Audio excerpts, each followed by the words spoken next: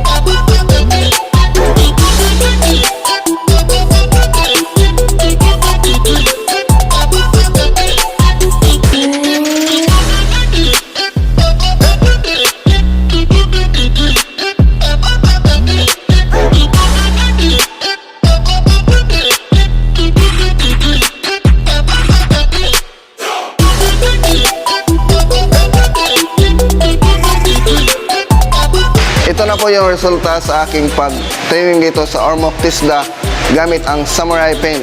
Samurai Paint is the best.